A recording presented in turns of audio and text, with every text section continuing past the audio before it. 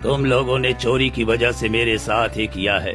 मैं तुझे श्राप देता हूँ कि तुम्हारे गांव में चोरी चलती रहेगी और ये चोरी कभी नहीं रुकेगा। ऐसी चोरी होगी कि किसी को कभी चोर नहीं दिखेगा। जैसा तुमने मुझे अपमानित करके 4 दिनों से बांध कर रखा है, मैं भूख प्यास से तड़प रहा हूँ, इसी तरह तुम भी तड़पोगे और यही मेरा श्राप है। किसी तरह रात हुई। साधु बिना पानी और खाने के तड़प रहे थे और तड़प तड़प कर अपना प्राण वहीं त्याग देते हैं।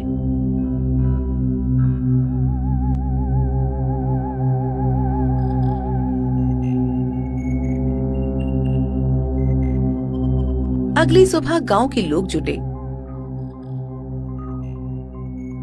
ये क्या मुखिया जी, ये साधु तो मर गया, कहीं हमने कुछ गलत तो नहीं कर दिया है? अरे इसमें हमारी कोई गलती नहीं है, ये बूढ़ा था इसलिए मर गया। जाने दो इसे, जंगल में फेंक आओ, नहीं तो ये बदबू करने लगेगा। मैं अभी साधु को जंगल में फेंक आता हूँ। मदन और कुछ गांव वाले साधु को ले जाकर जंगल में फेंक देते हैं।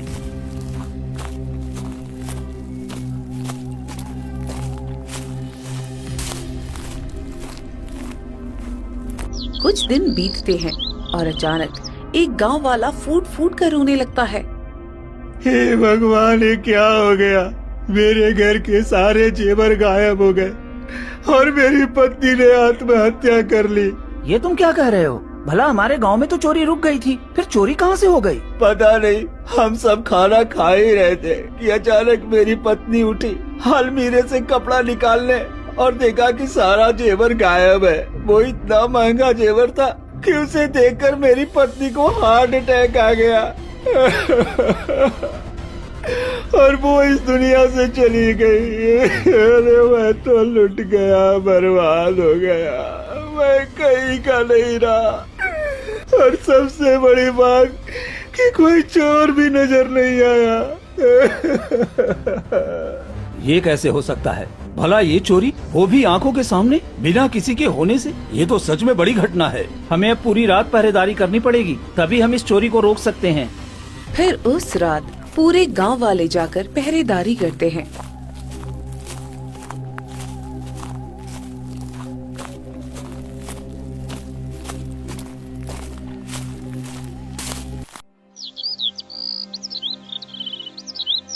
फिर सुबह होते ही मदन जोर जोर से रोने लगता है। ये क्या हुआ? मेरे घर के सारे अनाज चोरी हो गया, जबकि मैं पूरी रात पहरेदारी कर रहा था। ये कैसे हो गया? अरे ये कैसे हुआ? तुम तो पूरी रात पहरेदारी कर रहे थे, फिर अनाज कैसे गायब हो गया? ये क्या हो रहा है? पहले जैसी चोरी फिर से शुरू हो गई, लेकिन इस बार तो चोरी कुछ रहस्यमयी तरीके से हो रही है। सभी लोग दरवाजे पर पहरेदारी दे रहे हैं और घर के अंदर चोरी हो जा रही है। अरे मुखिया जी, मैं तो लूट गया, बर्बाद हो गया। मेरे सारे कपड़े चोरी हो गए, घर में एक भी कपड़ा नहीं बचा।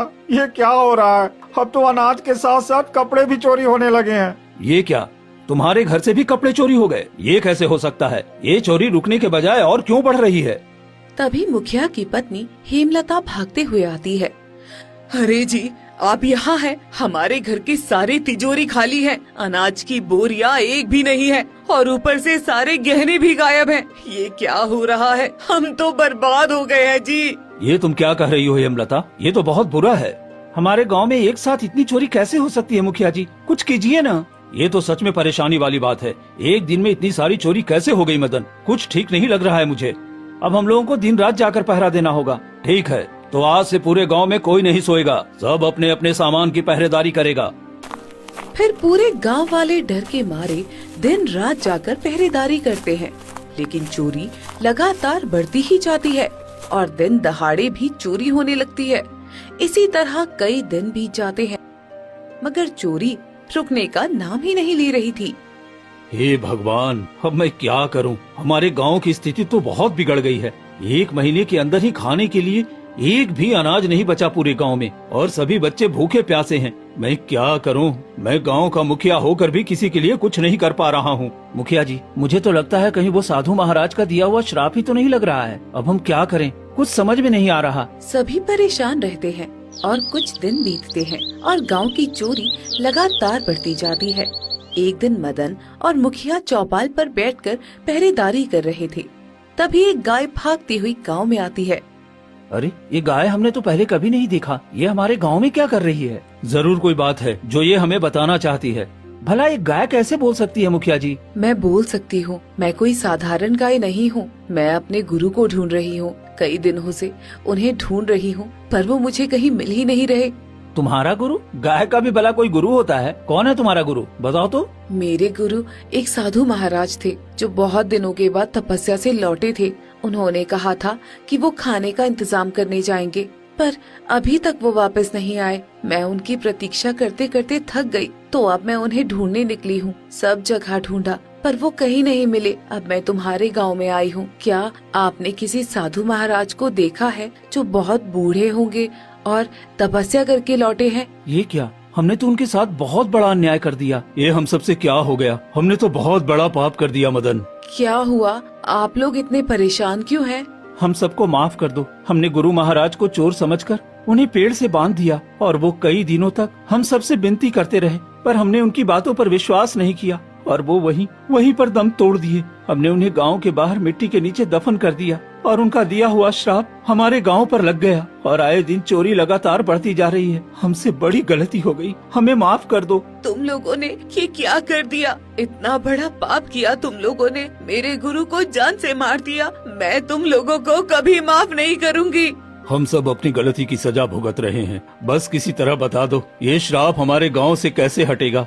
देखो सभी भूखे प्यासे तरस रहे हैं, एक दाना तक घर में नहीं है। हम लोग कई जगह भटक रहे हैं। मैं ये रास्ता नहीं बता सकती, मेरे गुरु ही बता सकते हैं कि उनका श्राप कैसे टूटेगा। पर वो तो अब इस दुनिया में नहीं है, वो कैसे बताएंगे? तुम सबको उनके कब्र के पास जाकर माफी मांगनी होगी, फिर वो कोई रास्ता बताएंगे।